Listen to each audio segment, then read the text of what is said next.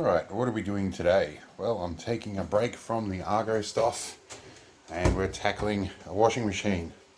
This is making a horrible squeaking, horrible sound like it's not working properly, and the tub isn't quite spinning properly. So I suspect it's a belt problem. And I know from this one the belt is relatively easy to get to. So what we might start and do is turn off the taps, get this laying down and get into it.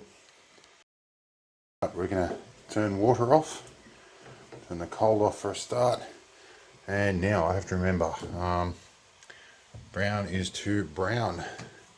This one's to the dishwasher. So, alright, and coincidentally the threads are all the same as hose fittings. So we can get these off and they'll be a little bit wet, and we'll get it down and tipped over. Now, another important thing to do is turning off and unplugging. Black one's our dishwasher. And actually one of these is our hot water service. I think that one, I'll leave that turned back in. Although it's a gas hot water, but it does need that for ignition. Alright, let's move on. Alright,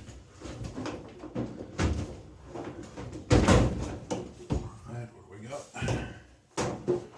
There's our hose there.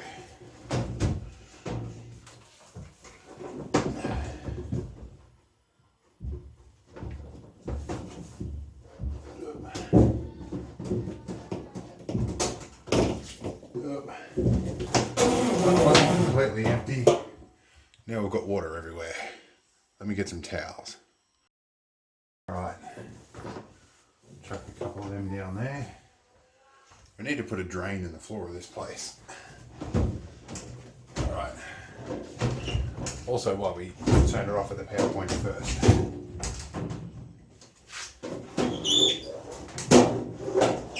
There we are. Circle this up.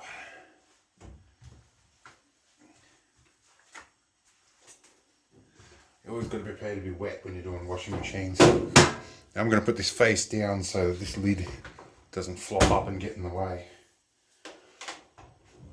Alright. Flip you over. Alright, let's go down to ground level. Right, well we're in like Flynn, as the EEV blog would say. Just dry up some of this extra water that's floating around here. Alright, let's have a look here. What do we got? So this is our main drive motor, and up the top here, this is the drive pulley for the drum. And this will be what's squeaking when it spins. The motor tries to drive it, can't get enough traction, and this little belt here, being a bit loose, is slipping. And it is very polished, very smooth. Last time we did this, we sanded up this pulley as well, but there's a couple of tension adjustments in here we can work on, and there's a mark here from last time we did it, and it looks like that's actually shifted up again. It's lost its tension, which means we probably need to do these bolts up a bit tighter. So first step here, we need to get this belt off. So we're going to purposefully derail it and drop it off like that, and we don't even need to bother removing this. I think we only need to undo this screw here and drop it down a bit. Should be a real easy job. Right, I'm going to start with my socket set that my ex bought me some years ago. There's a long story behind that, but it's too good to give up. I'm going to keep using it. We need an extension piece, and we need to work out what size that is. I'm going to bet that this has come out of China, and Chinese love using 13mm sockets. So where are we? Let's look. The problem with Stanley sets is getting these things out of the socket set. So let's have a look at a 13mm, and it'll be right on the money. Doesn't always work out that way. Now I've got an impact driver here. We're going to loosen these a little bit, if I can get in here. Alright, that's loose, and that's loosey-goosey. That's a little bit too loosey. We'll put that back in properly. Alright, while I get this in, I'll skip to the next bit. Right, now in a normal situation I would adjust the tension and then try and ride this belt back on here. But being as last time that didn't quite go to plan, we're going to put the belt back on. And of course I've done this up too tight now as opposed to too loose. Get on the socket head. Right, should be plenty loose enough. We'll adjust this up, get our belt on nicely, and then we'll put a bit of downward pressure on it and do the nuts up. Hopefully this works. There are better ways of doing this, but we're doing a quick job here. I'm going to start by getting one nut firm slightly. I've lowered the setting on the rattle gun too. Now that is well below our previous setting, and this one I'm going to lever that down a little bit with a spanner whilst I tighten it up. If I can get in here easily enough. Let's adjust our camera angle down a bit so that you can see what's going on. So where are we? Right here is the nut that we want, and I'm going to put some downward pressure on this unit. Trick sometimes with these is finding out where to put your hand to get it right. It doesn't always work out that way. Alright, that's good. That's a good bit of tension. I'm just going to hold that with my thumb, and we're going to need to move the camera here. Hang on. My camera's out of the way a bit. Now, can I get this in at the same time that I'm holding tension in here? This is where you need 3 hands. Give me a moment while I figure out what I can use for my third hand. Okay, after a little bit of experimenting here, I've removed the belt again, but you can see my original mark above the washer here. I'm going to drop that a fair bit below that. I'm going to tighten it up there and try and ride the belt on push bike style. So let's get this rattle gun in here. I'll have to move your camera out of the way. Alright, here we go. Set on the number 1 setting because these are plastic brackets.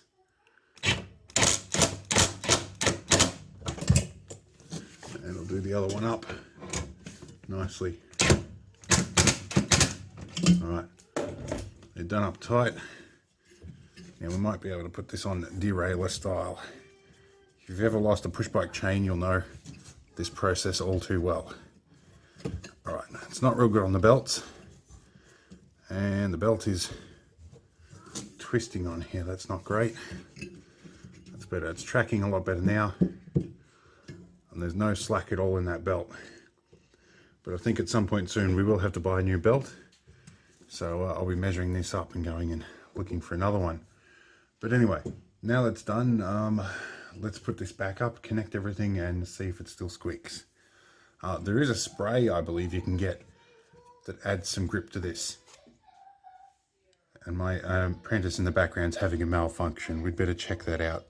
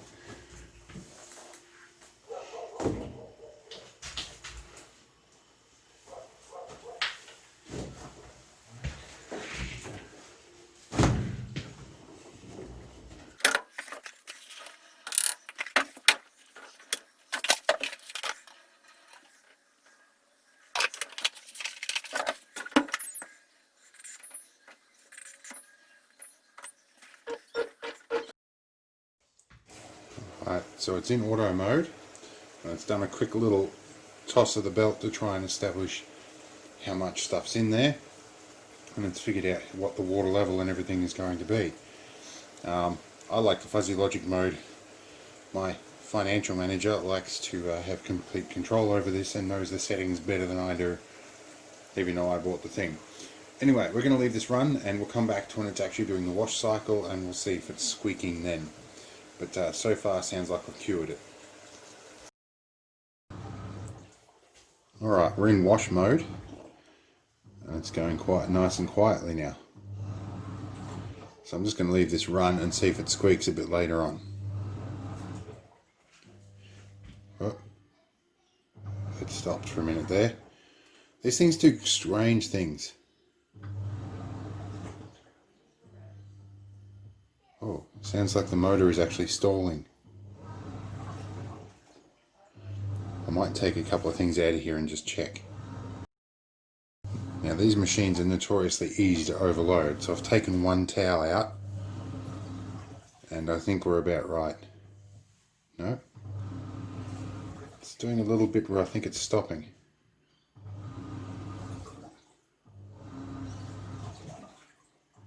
Well, it could be start capacitors in the motor. Not sure. By the way, the belt's not squeaking.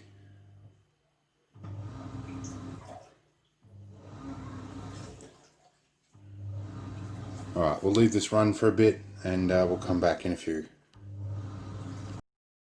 So I'm standing here watching it, and it's just paused for a moment and added a little bit more water. So I think the belt tension could be a smidgen tight because it works on the current draw of the motor to determine how much is in the drum. I re-added that towel in again because it didn't change its behavior at all. And that's when it decided to add some water. So I think it's fairly intelligent at figuring out how much is in there. So yes, I think if the motor stalled a couple of times, it probably decided that it was a little overloaded. It's added a bit more water to compensate.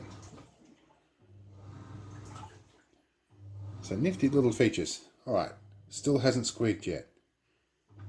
That's where it did its little pause there when the motor buzzed like it was stalling. I think that's actually a checking state, I'm not sure. Should do it about every 3 or 4 cycles. We'll keep watching. Half of fixing these things, it can be a quick repair job, but the testing phase can be longer than the actual repair. So we'll keep watching, see if it gets through a whole cycle. Alright, so we're down to 85 minutes before finishing, and the complaint I received was about 4 to 6 minutes into the wash it starts squeaking wildly. Well, at this stage I think we're doing pretty well, and we're definitely around about the 6-minute mark in. So I think I'm going to call this fixed. And yeah, this wasn't a terribly long video, but I hope it's a useful one to someone. Anyway, we're going to call it quits, and I'll see you in the next video.